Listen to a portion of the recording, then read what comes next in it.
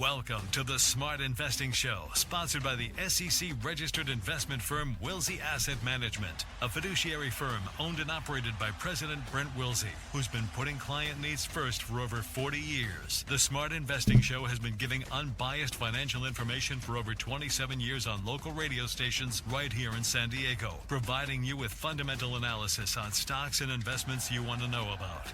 Now, here are your hosts, Brent and Chase Wilsey. Well, hello and welcome to the Smart Investing Show. I'm Brent Wilsey, president of Wilsey Asset Management. Great to have you here today. We got a lot of good things to talk about.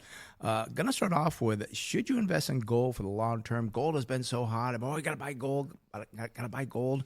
Well, we're going to just give you some facts that are just like, oh, well, that's not that great. So I got to stay for that. Why is the government supporting universities with large endowments? That's another one that is just crazy. You're not going to believe it. I hope you sit down when you watch these numbers and hear these numbers.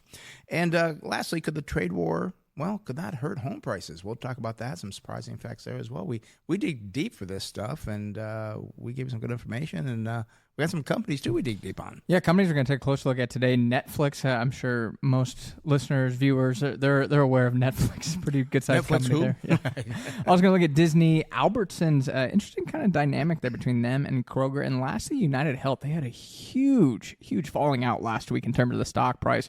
We'll break down the fundamentals, give you an idea of the valuations, the balance sheet, and give you an opinion if we think it's a buy, sell, or hold based off of what we see here with those numbers. So excited to look at those. All right, well, let's just dive right into should you invest in gold for the long term, because it has done very well this year. I think it's, up 20% year to date in a difficult market. I mean, the markets are down, the stock markets are down, but gold, again, up around 20%. Now, when you look at the long-term results, and this is why we talk about long-term investing, they're not that exciting, and there are periods of time when gold has been a strong performer. But the thing is, when do these periods come up? When do you invest? When do you sell?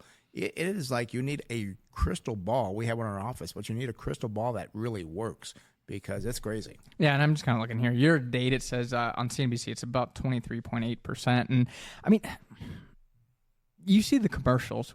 Had you invested in gold on this date and sold this date, you would have made a ton of money. And it's like, I mean, pick the dates. You could say, hey, had you invested in stocks on, I don't know what the exact, was it March 2009 or whatever? It's like, wow, you would have made so much money. I mean, you can kind of pick and choose.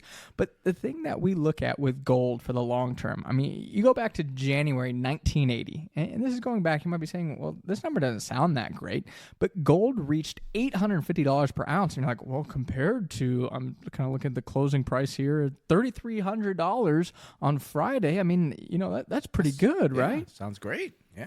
Well, if you actually adjust for inflation, it's called a real kind of number there. Real return, I think. A real return, exactly. If you adjust for inflation, back in January 1980, the price of gold was $3,486 per ounce. Well, that's the same price it is now. Actually, lower. So, I mean, you said 3,500. Well, so no, right What's now. The number from 1980, the real number, again, the inflation-adjusted number. Well, you say that's what it would be in today's dollars back then. Exactly. Right. $3,486. Friday's close, $3,330. So we're actually back below that number, but we actually did surpass that. We did see gold hit $3,500 per ounce, which was an all-time high on an inflation-adjusted basis. But this means essentially you made no money in terms of a real basis, an inflation-adjusted return basis for over 45 years. So again, congratulations if you've held it the last year, but gosh, if you've held gold for the long term, I don't think you've done that well. And you know what's funny, Chase, is that you talked about the real return, the inflation-adjusted return. Why do people buy gold? Oh, it's a great inflation hedge.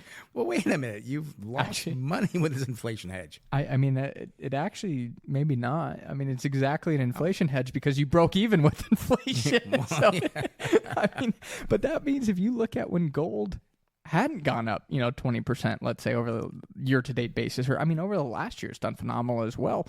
I mean, that then means that you were not even keeping pace with inflation had you bought it January 1980.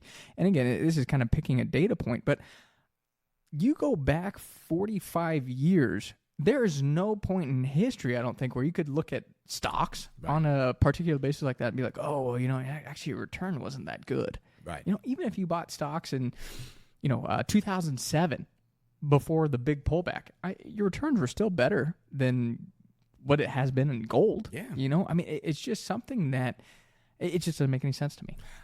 I think gold is something that people just like the feel of. It's such an emotional buy. And again, in our firm, Wilson Asset Management, we say no emotions, just results. But gold is bought on emotions. It's bought on fear. It's bought on inflation, which we just proved doesn't really work very well. And you've got to time it. And there's no way to know. It's only based on what the next person will pay for it. And yeah, it's up now because of fear. But that could disappear very quickly, and all of a sudden, here you are again with no gains on gold. And this is why investors are such poor investors, is they chase returns. I think you said gold's up, 20% year to date? Wow, I better get some gold because it's going to keep going higher. That is not how you invest. You invest based on value. And with gold, what is the value? There's no earnings, there's no rent, there's nothing to it. Yeah, there's nothing. So, it's a big concern. And then also, you're looking at just the price of it right now is what we're looking at. It doesn't even add the fact that there's additional expenses for trading and holding gold. Much more expensive than if you buy and hold good quality stocks or companies. Gold, far more expensive. So it doesn't make sense. I think it's a silly kind of tool that people sell as an asset allocation model. And I'd rather just buy good quality businesses for the long term. Gold, to me, it's too hard to value. It's like, oh, well, the central banks could be buying gold, so that's why you should buy gold now. And it's like, that's a guessing game. Yeah. What, even if, let's say, you're right and the central banks will start buying gold, what is the target sell price based off of that? You can't actually derive a fundamental value of what gold is worth. And that's why it's, I'm going to say, impossible to hold. And you brought up a good point, too, about these selling commissions, because people don't think about that. And I know, and I've been wrong. I said at the beginning of the year, gold is pretty pricey. I wouldn't be buying it. Had you listened to me, you would have lost maybe about a 20% gain. But not really, because the commissions, I remember looking at that, they can be, I believe the numbers, anywhere from 4 to 10%. So if you're at $3,500, make it easy, and that's for 1 ounce, you're going to pay $350. Now, maybe they adjust it somehow, but the commissions going in are expensive, coming out. That's why maybe the ETF makes sense. There's just so many things. That's why we stay away from it. We did it one time. We didn't make a decent return on it, but we did it for inflation hedge during 2022, and it didn't keep pace with inflation at all. And you and I have kind of gone back. I don't know if I'd ever do it again. I view gold as now almost a trading tool. Yeah. It's almost like an inverse correlation fund. And you might be saying, well, how does that relate? It's a trading tool. Right. And that's all it is in my viewpoint, because there's no fundamental value to it. So I think that's why I would stay away from gold. It's a guess at where it's going to go next. Yeah. So that means we're saying do not buy it. If you hold gold, we're going to sell it. Doesn't mean it won't go to $3,500, $4,000. Who knows what craziness can happen? But again, keep in mind, since the last high of $850, inflation adjusted, you've actually lost money. That's the important part. So let's talk about why government is supporting universities with large endowments. And this is just blew my mind when I started reading into this, because I've heard the things about Harvard and so forth. So let me check into this. I did not realize that 658 institutions have about $874 billion in endowment funds. Now keep in mind, that's nearly $1 trillion they have in these endowment funds. Where is this money? Where is it? Where's it going? We're going to explain that, so be patient. This also doesn't include the fact of the grants, and I didn't look into the grants. I don't think you looked into the grants either, but I know there's this big hoopla over Trump withholding $2.2 billion or something going to Harvard, and I'm like, wait, so they get a grant for $2.2 billion. They have this endowment that's huge. And then also, in addition to that, these universities that are, again, receiving money via grants, some pay little or no income tax, and they also get a waiver on property taxes. I'm like, I think we're in the wrong business. I think we need to open a university, a smart investing university, because what deals they get, and it's just amazing to me what they get, and the cost of tuition, which I know we're going to go over as well. But I just want to bring up the number on these. And if you don't know, Harvard's endowment fund is $53 billion. That's an Ivy League school. Yale, $41 billion-dollar endowment funds. We're going to show you where these come from here, but I mean, we could spend almost a whole show going over this, and we got to keep it somewhat short. But I mean, the tuition at Harvard is ridiculous as well. I mean, tuition at Harvard is $57,000 per year. So you're thinking again, it's like, okay, well, essentially the way it should work in my mind is you should charge tuition, and then that tuition should be what the offset is to running the university. Yeah. But again, that doesn't appear the case. So I mean, a $57,000 tuition per year per student, I guess, doesn't go far enough at Harvard to cover everything. They need everything else. And I mean, maybe part of it is the administration of it. I mean, the president makes about $1.3 million a year. You compare that to San Diego State, here, a local university. My brother goes there. I have a lot of friends that went there. A lot of successful people I know went there as well. The salary of that president about $531,000, and the cost for 1 year of tuition is about $8,700. Is that kind of that from paying for Nash's tuition? Or is I actually looked that up. You did look that up. Okay. Online. Yeah. So I just look at this, and I'm sure the students at Harvard, they do receive a more prestigious education. I mean, the famous people from like the Federal Reserve, and there are more. I'm going to say this is no knock on professors at SDSU. It's just a fact of like people that were in the Fed many times go back to teach at Harvard, or there's more prestigious people there, so you can't deny that. But the question is it 6.5 times better, and do students that graduate from Harvard make a salary that's 600% more than a graduate from San Diego State University? I think that's a hard-pressed question. Yeah, it is a hard-pressed question, and also too, I did look into, okay, where do these endowments distributions go from? I mean, where do they go when they got all this money? Where are they going from? So they fund about 48.1% fund student financial aid to help out with tuition. 17.7% goes to academic programs and research. And I'm not sure exactly. I know some universities do research. I'm not sure why. Shouldn't we leave that to the drug companies with my thought? Why are universities doing that? 10.8% is used for endowment faculty positions. And this is the one that I don't understand. Nearly 17% of the endowment funds are used for other purposes. Let me point out, that's almost a fifth of those endowment funds. They have no title for them. And I'm not sure where that money goes, but I mean, it's just, as you dig into this is, I don't want to use the word scam, but it's kind of like, who was that, the guy that got caught, not laundering money in New York. Not Jeffrey Bezos. No, what's his name? Bernie Madoff? Bernie Madoff, yes. That's what I'm saying. It's like, and he got, where's the money going? Where's the money going? I don't get it. I mean, this is crazy. Well, and I didn't have the numbers on it, and this is from ChatGPT. Harrison and I were actually looking at lunch the other day, and the number of administrators, based off what ChatGPT told me, so take that with what it is, but the number of administrators actually outweigh the number of undergraduate students at Harvard University. Are you really? That's what ChatGPT told me. So you got to repeat that, because I want to make sure people understand. So the number of administrators, and this is not faculty. This is administrators who do the office work. Yeah, we'll call it. They outnumber the students, the undergraduate students. There we go. We solved the problem. Fire half that staff, because they can't be working that hard if there's more of them than there are students. That's crazy. And then I point this out, obviously, because we're an investment show, but it's just like, what? It's just so interesting. I mean, this is kind of party talk, and it might get you in trouble, and maybe this gets in trouble with people a little bit, but I just don't understand it. You look at these numbers, it's like, what the heck? Right. But I mean, I'm going to pull this back in. We kind of went on this rampage. We're going to pull it back to the investment side here, because the other interesting thing about these is the investing philosophy. The goal is to earn around 8% per year for these endowments and pay out 4.5 to 5% to fund those various expenses. So they are using some of the money from the endowments to, again, fund those things as we discussed. This should then allow the endowment to continue growing, because obviously you're growing at 8, you're taking 4.5, 5. That should still leave some excess funds to grow. But a big problem is many have not been able to achieve that goal, with only 25% of 152 schools that were surveyed being able to meet the 8% return over the last 10 years. Over the last 10 years, stocks have done way more than 8% per year. It's like, what are you guys investing in? It makes no sense how these smart, intelligent people aren't even able to keep up with an 8% return. It blows my mind. Yeah, and what are they investing in? Well, they can't cut expenses, because if there's a lack of grants, the grants or the government says, oh, we're not going to do this for you, so forth. The investments they're doing are not very liquid. Harvard, for example, 39% in private equity. So that means if you need the money tomorrow, like, oh, we need this because the government didn't give us this, well, sorry, you signed a contract. You can't get that until 2026.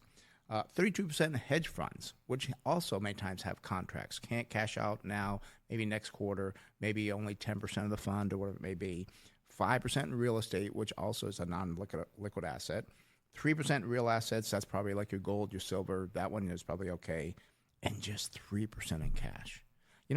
Where's the stocks here? I don't see these. Well, I mean, I was just kind of adding that up. I mean, if you look at 39 plus 32 plus 5, I mean, that's going to be about, what is that? That's about 37 plus 39. I mean, it's close 71. to 80% essentially in those assets. I mean, it's like, what? And again, this is maybe one reason it hasn't kept up with stock returns because they're not investing in stocks. And it's like, why did you invest in stocks? And then the big problem is, as you said, it's like, okay, well, we lost funding from the federal government.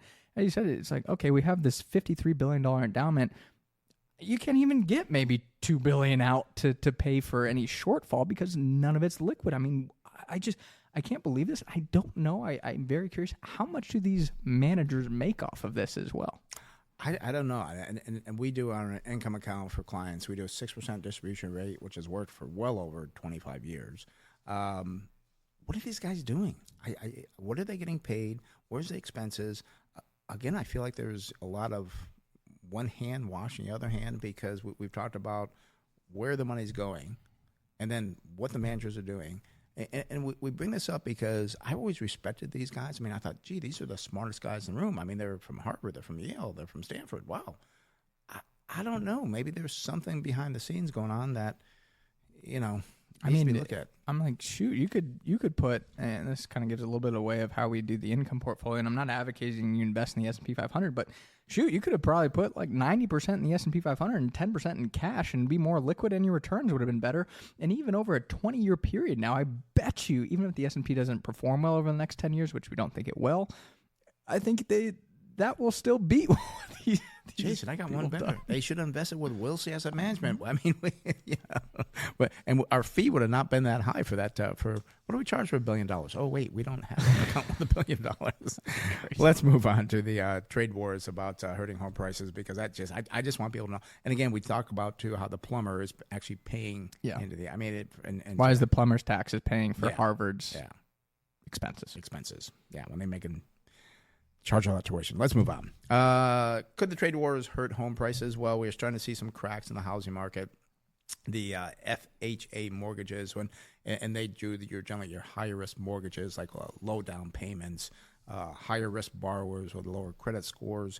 They're having some problems here that we're seeing that the delinquency rate is actually increasing on these lower end mortgages. Yeah, and I'm not going to say that the sky's falling and we need to be worried about this, but there's always going to be cause for concern. You can find any fact that's going to be troubling, but it doesn't mean it's not worth watching. And the delinquency rate for FHA currently stands at 11% according to the Mortgage Bankers Association, and it hasn't been at this level for 12 years. So again, I'm not going to be like, oh my gosh, we're going to have another 2008, 2009. It's terrible, but it is a little bit concerning. It's something you want to look at because of the fact it is an indicator, and you want to start watching it and see. And what we talked about is that this has been caused by people stretching themselves too far financially. And we talked about this back 2-3 years ago. Where people, I got to buy a home, and doing the same thing they did with gold. Well, home prices went up 20%. I'm missing out. I've got to buy that home. And they would, scrimp and save, leveraged whatever they could to get that home. And now there's some problems because they're not getting that growth as before. And I saw this back in 2006, 2007. I said, be careful. And I'm not predicting in 2008, but I'm saying as a individual homeowner, as an investor, do not get yourself so tied up in debt to get into a home. Yeah, and I think it is something that is a misconception. And I mean, I'll tell people, I bought a home here recently, and I'm going to tell you right now, I did not buy the home because I'm like, I'm going to make all this money off of it. I view buying that home, frankly, as an expense. I bought that because, I have a daughter and then another daughter on the way. And I'm like, I needed more space. I needed a little bit more of a yard for my daughter. You're going to have 5 kids, you said, right? I mean, that's the plan. So I'm like, I needed more space, and it was just getting too hard. And especially renting, you're like, I can't really change things. So that's why I bought a home. I'm going to tell you, I don't even think my home will go up 10% a year or anything. I'm not like, wow, I'm going to make all this money. It's great. But I think that's where people kind of make a big mistake on it, in my viewpoint. And the thing that you look at, as you kind of said, is especially considering that home prices really appreciated very heavily in 2020, 2021. I think 2022 was okay, if I'm not mistaken, but really it was 2020, 2021 that you saw the big ones. But now people that have purchased the last couple of years, they haven't seen much of an increase in the equity of the home. So what that means is after fees and commissions, they may not have much, if any, equity built up in that home. So if they went to sell it, it could be a big problem. Yeah, and that's a problem. And the other thing, too, the builders are getting a little bit worried. I looked at the builders, and they've not seen this many homes sitting in the lots with no buyers since 2009. And there's things that they can do, but these are just small things. And what we're trying to do is warn people from taking money out of your 401k for a down payment on your home because you're thinking you're going to do well. And we've unfortunately seen people do this, and then they don't have the 401k. The home is not doing very well. They moved to another state. I mean, it gets so complicated. You've got to slow down and think before you make an investment in anything, including a home. It doesn't always go up all the time. Yeah, and I mean, kind of to that point with the home builders, is I was shocked by this number. I mean, I actually didn't see this until today, but the average incentives for home builders is usually around 5% of the total value of the home, but we are starting to see some incentives around 13% from big builders like Lennar. So, I mean, they're trying to push out that inventory because it's very costly for them to hold essentially a home that is not sold on the market. Oh, yeah. So it's much more beneficial for them to say, okay, well, we'll give you more incentives to get it off of our inventory books. Right. So, I mean, that to me is a little bit of a red flag of where we're at in terms of demand for homes. And actually, we saw existing home sales come out, and they were actually the slowest March pace since 2009. So, I mean, we are seeing some red flags. We are seeing inventory increase back up. We saw inventory rise by about 20% from March 2024. At the current sales pace, it's about a 4-month supply. I don't think we've seen that type of supply in years, frankly. Right. 6 months is considered balanced, so we aren't still quite there, but gosh, I mean, things are definitely changing a little bit, to say the least. And then the last thing that's causing a problem in the home market is the volatility of the 10-year Treasury, because you're trying to lock in a rate. Well, the 10-year Treasury, which mortgages are kind of based off of, has been from 4.2 to 4.5, 4.6. So you start playing that game, and then you miss it. That's causing problems because people say, well, I'm just not going to do it. I'm going to wait till rates come down and stay down. So that's causing problems as well. So be careful if you're looking at buying a home. Again, as Chase did, you want a home to raise your family. You're going to be there for a long time, fine. But do not buy a home and do not stretch yourself or leverage yourself so much that you have issues. And I want to be clear with people, I don't foresee home prices falling 30%, where it's like, I've talked to people, I'm going to wait until home prices go down 30%, and then I'm going to buy. I'm like, I don't think that's happening. Did you say 3 or 30? 30. Even 20%. I really think the base case that I have is just limited appreciation. I don't think you're going to have a big pullback. I just think it's going to be much more limited growth on home prices going forward. And this all comes from our newsletter. If you want to subscribe to the newsletter, go to smartinvesting2000.com. Again, that's smartinvesting2000.com. We also have the newsletter history shows Apple stock performs poorly when margins decline. The world is fearful of recession. Trade deals with the U.S. are starting to blossom. Is the curtain closing on the Mag 7? So many important things there to help you become a smarter investor. Smartinvesting2000.com goes out every Friday by email, 5 o'clock. Let's talk. You want to talk about Netflix? What shows are on Netflix? Or No, I think since it's an investment show, we got to talk. Yeah, and I go through spurts and so forth. I've not watched Netflix in probably about a month, and then I'll start watching it again. So many options. But let's look at the numbers of Netflix. Their symbol is NFLX in the entertainment energy. Not much short on it. 1.9%, 87% institutional owned. We do see, and I love Netflix, but still a high PE ratio of 52. But the industry of, again, entertainment has no PE, so no earnings there. Price to sales are expensive, 12 versus 2.5. Price to book value, 19.5 versus 3.4. Price to cash flow, 61 versus 18.8. And the PEG ratio looks okay. It's 1.5 versus 2.5. And they do have a lot of potential growth going forward is why things are so high. And they've had in the past, I mean, the earnings are up 46%. Over the last year, but the industry was up 118, which surprises me on that. Sales for Netflix do look very good, up 15%. The industry is only up 0.5%. The 5-year growth rate for Netflix is 28.2, double the industry at 14.7. So that's not a surprise. They don't pay a dividend. They've been around for a long time. They still don't want to pay out that dividend. I might want to look at the balance sheet to see what they got for cash there. Current ratio 1.2. That's below the industry at 1.9. You wouldn't want that higher. All the growth. Their debt still looks good. 0.6 versus 2.3. Net profit margin, wow, 23.1 versus a -1 for the industry. So that's very, very good to see that. Return on equity, 38.6 versus 17.3. The free cash flow in dollars was $7.4 billion versus about, looks like about 5.5 billion for the industry. What do you got going forward? Yeah, so current price here for Netflix, again, their ticker symbol is NFLX, $1,101.53, 52-week range. I mean, the stock's been a huge performer. The low here, $544.25, and the high, $1,106.80. Actually did achieve that here on Friday. Going forward, though, I mean, this is the problem with Netflix. I mean, you kind of mentioned the overvaluation here in terms of what the multiple is. Did you miss the 10-year return? I didn't even give the 10-year return. What is that over the last 10 years? I mean, you got it. So I got it. 1,279%. I mean, you've held it for 10 years. You got to pat yourself on the back. Yeah. But the concern is over the next 10 years, what is it going to look like? Yeah. I mean, it's an intriguing story, and I don't know where that growth is coming from, but I mean, it's definitely expensive. I mean, you go out to December 2026, I see estimated earnings per share here of $30.82. Gives a target sell price of $511.61. It's trading at over 35 times those future earnings.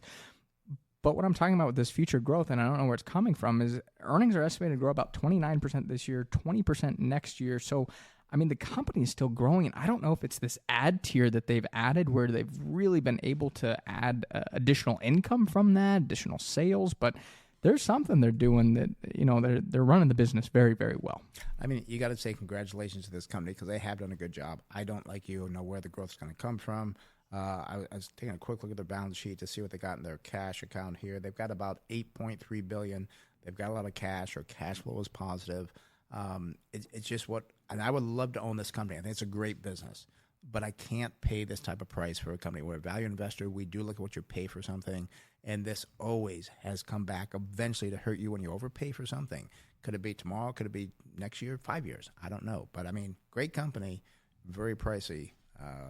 Yeah, and I was going to say real quick, I mean, they did a great job. They topped earnings. I mean, they topped cash flow, topped sales. They did also say that they're expecting to hit a $1 trillion market cap by 2030 and double revenue. I don't know how a company says we're going to double the market cap to $1 trillion. I'm going to say a ballsy estimate there. That's really ballsy. So, all right, wrapped up the first half. When we come back, we're going to talk about financial planning, Harrison Johnson, about pre-tax retirement accounts. Maybe a mistake to move to Roth.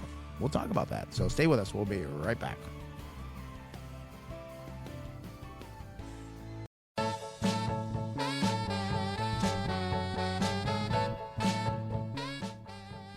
All righty. Welcome back to the Smart Investing Show. This is the part where we talk about financial planning. We talk with our financial planner, CFP Harrison Johnson. And today we're talking about why converting all of your pre-tax retirement account to a Roth might be a big mistake. And that is something that I've seen people, they just don't do. They just, like we're just talking about people buying houses, all these crazy things people do. They need a good financial planner. Harrison, why should they not be doing this?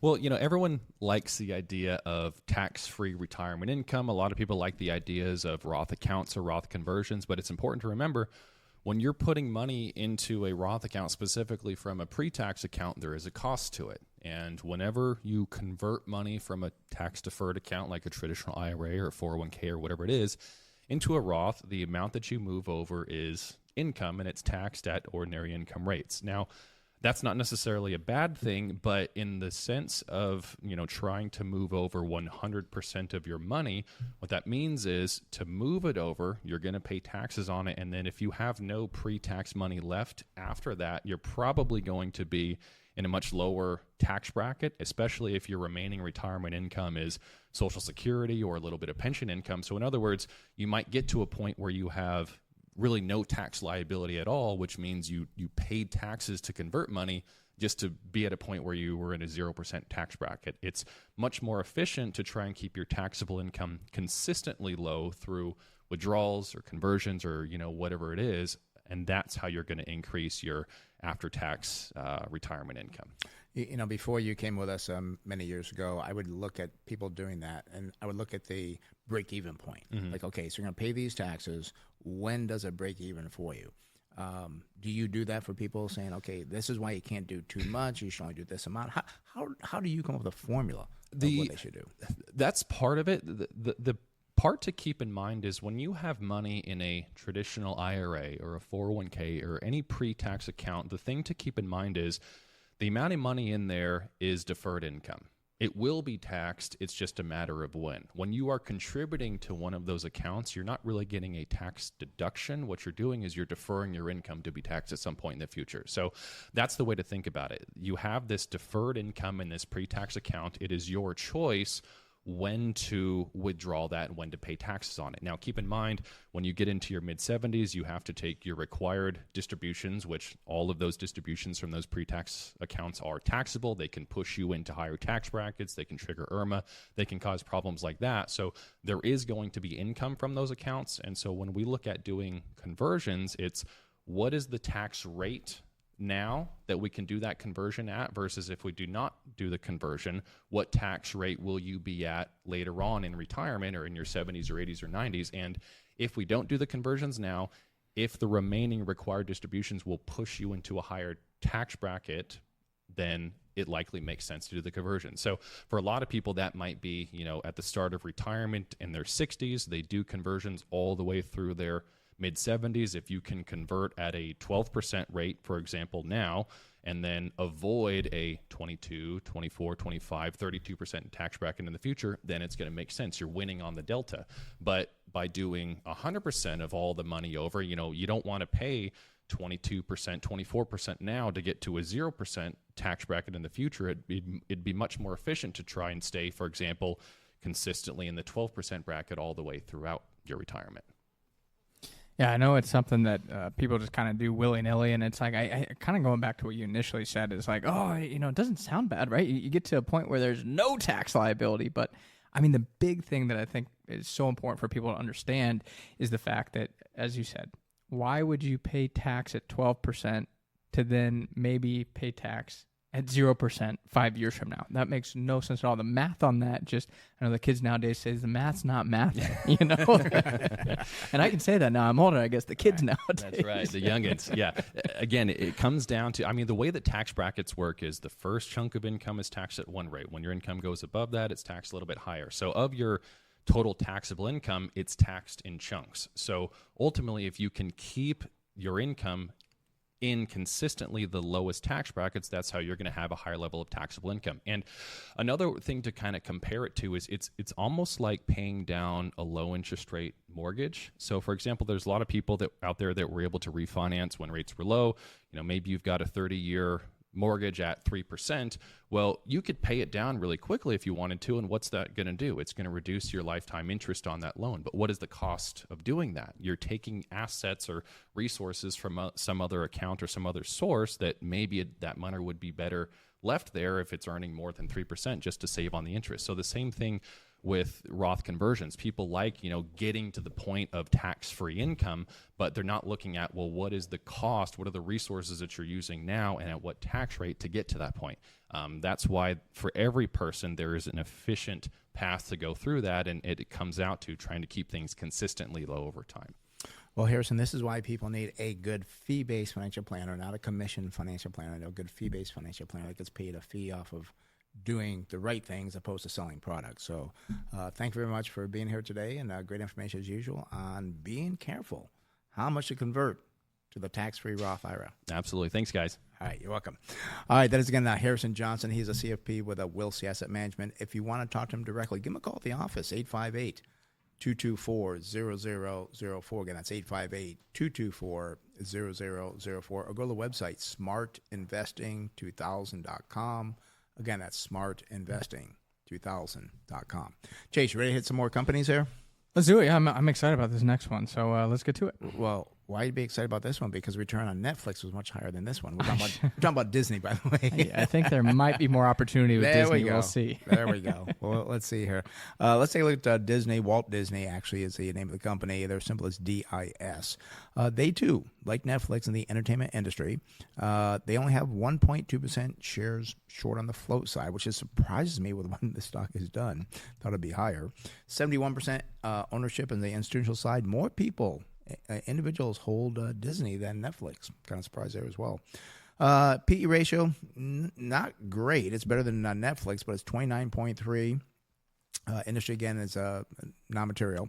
Price of sales looks good, though. 1.8 versus 2.5. Price to book value, 1.6 versus 3.4. Price to cash flow is 11 versus 18.8. And the PEG ratio, 2.3, just slightly under the industry at 2.5. And I do believe, if I remember, Netflix did have a better PEG ratio. I think they did. I think the growth is supposed to be better there. Okay. Well, look at the earnings growth for Disney. It is up over last year, 234.8%.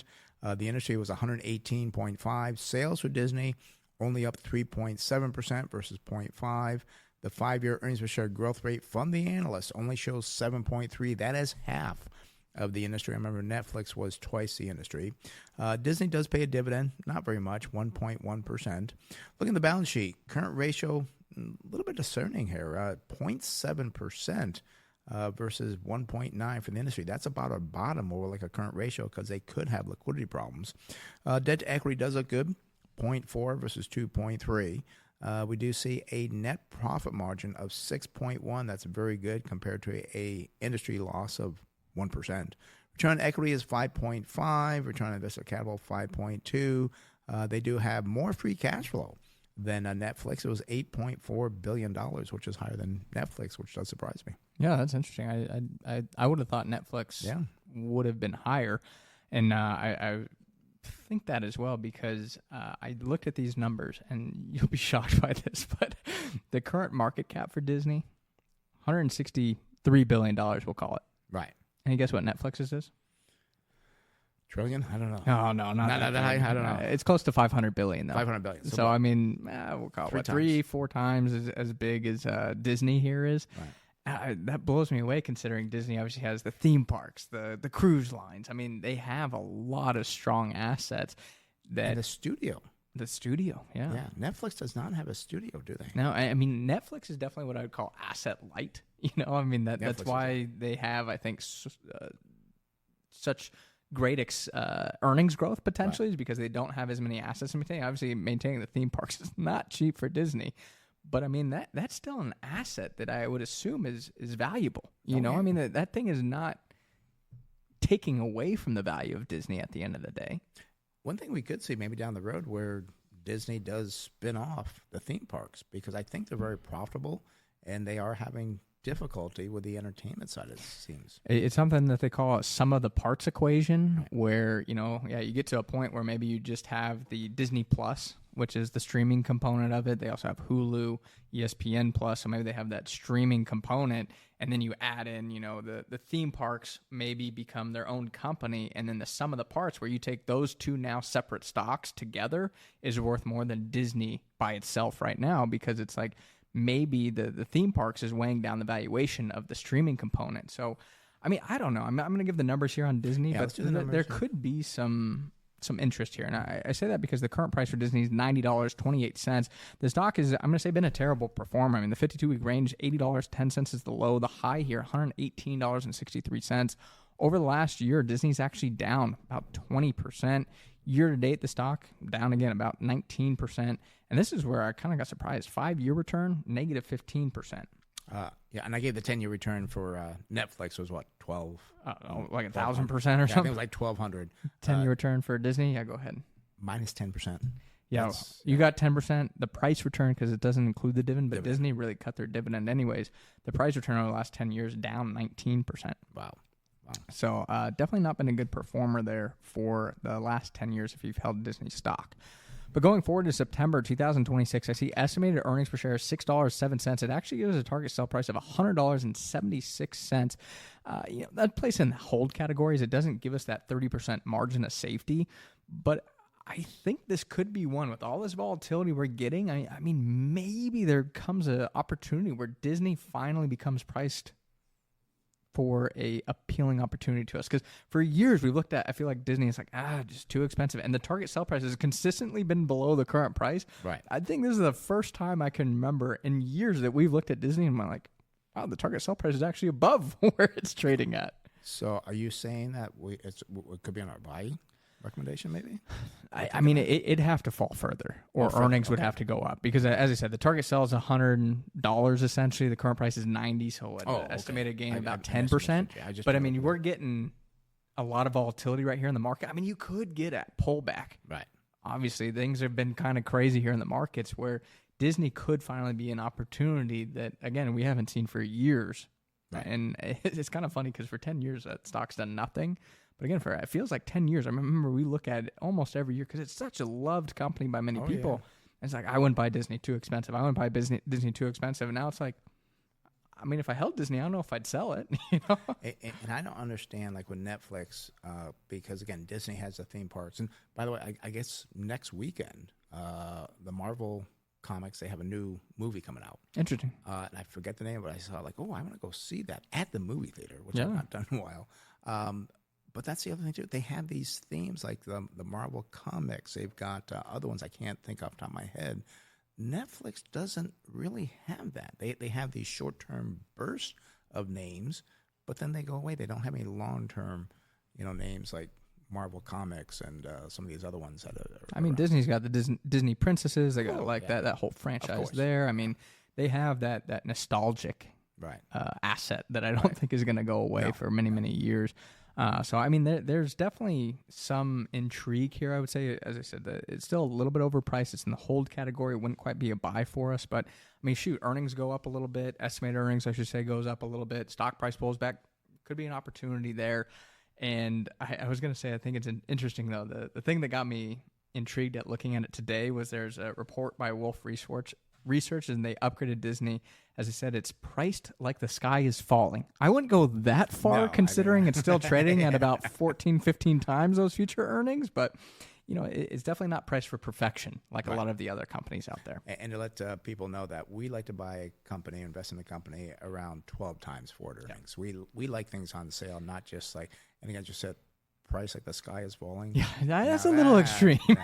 Maybe he wanted to say that just to get in the public eye. I don't know, but maybe. And I don't want people to get confused. I sound like I'm very excited over Disney here, but I think it's intriguing just because we've looked at it for so long. And as I said, this is the first time I can remember in years where we're like, actually, the sell price is above the buy price, or the current price, I should say. So interesting. You want to talk about grocery stores? Yeah, talk about exciting. Yeah. Well, we went from Netflix, Disney to a grocery store. But again, grocery stores, I think, they're going to be around, whether it's going to be delivery. I mean, I see a lot more when I pull up to the grocery store, for delivery only pickup and stuff. So they are keeping up with the times. But we're talking about Albertsons companies. I think they own Safeway and Bonds. Yeah, they and the Albertson name. Symbol ACI, then the grocery store industry, 4% float on the short side, no problem there. Nice PE ratio compared to the entertainment companies, 13.5. Nothing for the industry there. Price to sales, 0.2. That's very good. Price to book value, 3.8. That is above the industry at 2.8. Price to cash flow, this is a phenomenal number compared to the industry, 4.8. Almost 1/10 of the industry at 41.9. And the PEG ratio, very good, 1.4 versus 6.9. Now, for some reason, it could be with all the potential acquisitions, mergers that they've been going through the last year, their earnings are down 26.5% when the industry is up 11.4%. And I want to know why. I was going to buy Albertsons. Why? That seems out of line. Sales are up 1.5%, while the industry was down 0.7%. 5-year earnings per share growth rate from the analysts, 8% versus 8.3%. That is fine. They pay a pretty decent dividend, 2.7%, and only use about 31% of their earnings to pay that out, so I'm very comfortable with that. Taking a look at the balance sheet here, they got a current ratio of 0.9 versus 1 for the industry, and that's okay. Debt to equity looks strange. 4.2 versus 1.6. I'm wondering if they took on debt to do these acquisitions. They're going to try Kroger's, was it? I forget who. No, it was that Kroger was going to buy them. By them. Oh, well, that could have been good for Albertsons with all that debt. I'll take a look at the balance sheet when you're looking at your numbers. But 4.2 is very high debt to equity. We do see a net profit margin 1.2, industry 1.9. Again, grocery stores do have a very thin profit margin, but a lot of turnover is what they get, a lot of sales there. Return on equity, that's why you look at return on equity, 28.3 versus 14.8. Free cash flow number, not very good, $749 million versus $2.2 billion for the industry. So I'm getting a little bit nervous here. What do you got? Yeah, well, current price here for Albertsons companies, it's $21.91. The 52-week range, stock's actually done, I'm going to say, okay. And I was curious about this because I did see it go across the ticker tape, but Kroger's like right near an all-time high. Yeah. So I think people kind of are happy maybe that Kroger didn't buy Albertsons because that stock's been performing phenomenally. I'm curious how Albertsons is doing. But 1 year return, it's up about 10%. Year to date, it's done, again, okay, up about 10% given all the volatility. But going forward for Albertsons, we go out to February 2027. They report on a fiscal basis, $2.24. Gives us a target sell price here at $37.18. I mean, that's quite attractive. A forward PE multiple around 10 times. As you said, we like to buy companies around 12 times earnings. Right. So at 10 times, I mean, that's attractive. As you said, the big problem here, that balance sheet, I know you had that, but I did want to say of intrigue here, a reason Albertsons was interesting was the grocery store actually dropped about 8%. The stock did after they issued full year guidance that was below expectations. Company estimates adjusted earnings between $2.03 and $2.16. Analysts were looking for $2.28. So I'm curious why that business is maybe struggling a little bit more than potentially other grocers out there. And just on the balance sheet real quick, cash, only have $294 million of cash here. Let me scroll down a little bit because I want to look at the debt. Where's the debt? Long-term debt, $13.4 billion. And that seems like it's been that way for a while. So I don't know why they carry so much debt. Their equity is only $3.4 billion. So they're really upside down here. Well, and remember, obviously they bought Safeway, and Safeway owned Vons. So I mean, there's kind of been this trickle down effect essentially of maybe all this debt getting compiled by all these acquisitions. And Albertsons was private for years, and then they became public again. I think it was just a couple years ago.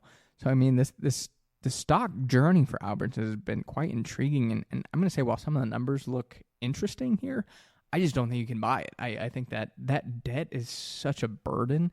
And you talk about Walmart, you talk about Costco, you talk about Amazon wanting to get more into groceries. I think this would be an interesting company if the debt was cleaner. But if you are wrong and Albertsons struggles further against those competitors, I mean, this company goes bankrupt because they can't keep up with that debt burden. You know, and even going back to 2021, even back then, they had debt of $13.4 billion. So it's about the same. It did dip a little bit in 2022, but then went right back up again. So these grocery stores, that's one thing I don't like.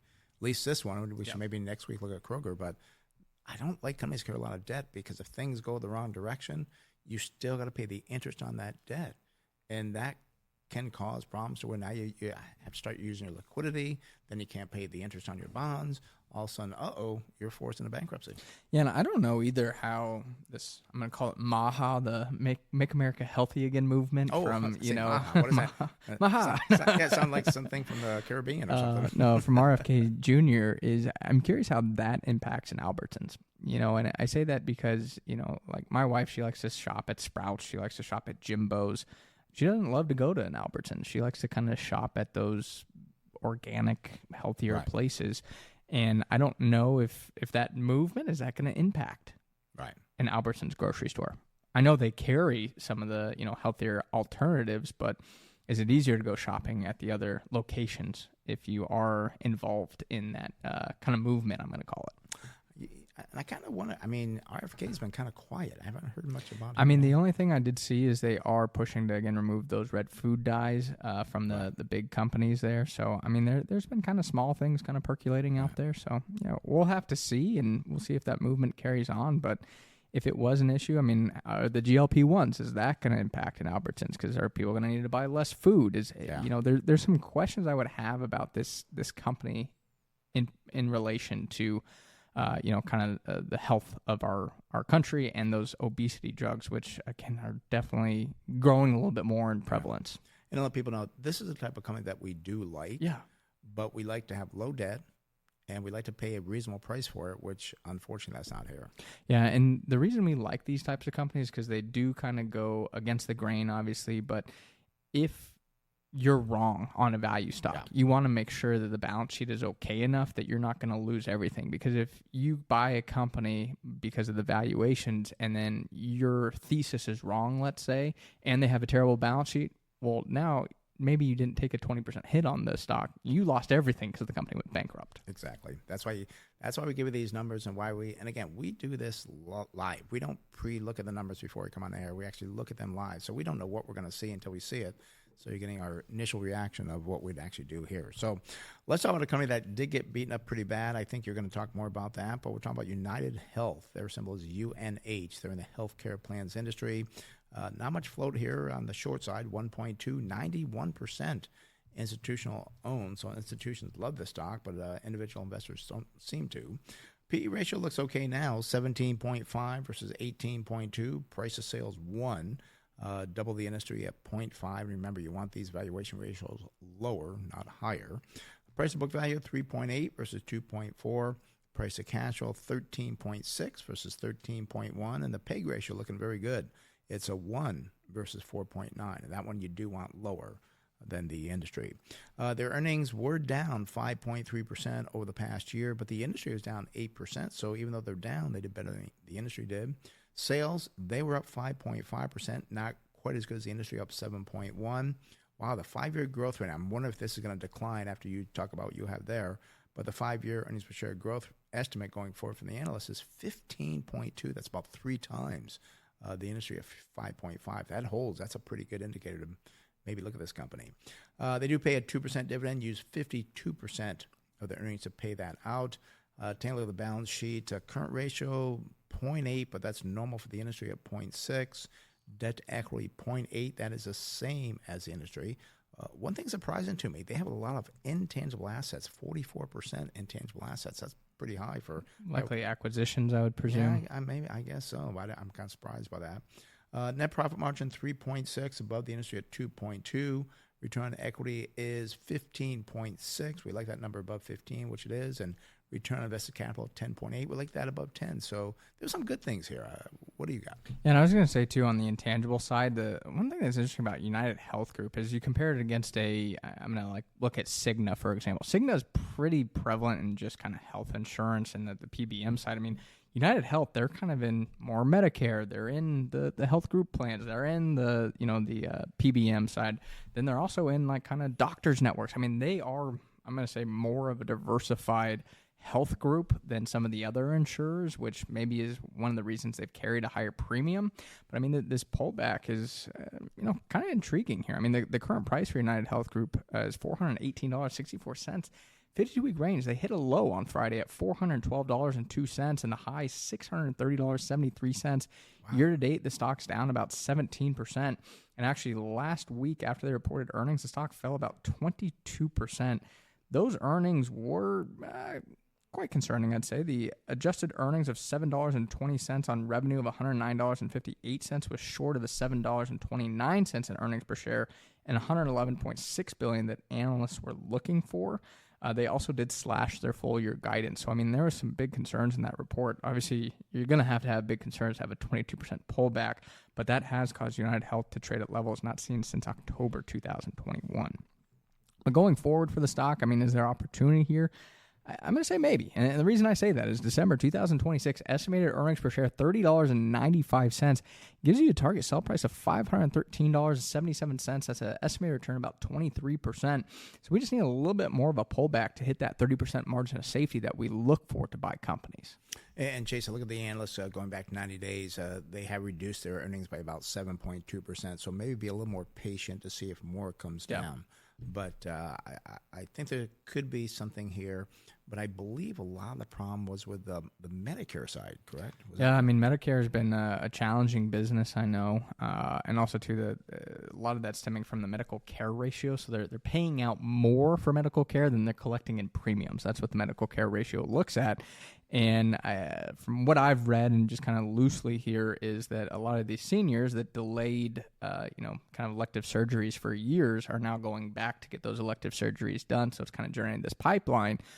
And United Health is having to pay out for that, which is costing them more money and costing that medical care ratio and spiking that level, which generally investors don't like to see. But to me, that's a short-term concern and could create some potential interest in buying a stock like United Health if it does fall further. And it's very hard in the industry because we don't know what changes are going to come up with Medicare, Medicaid as well, I think, for the states. I mean, and we've seen things. I think you had a quick...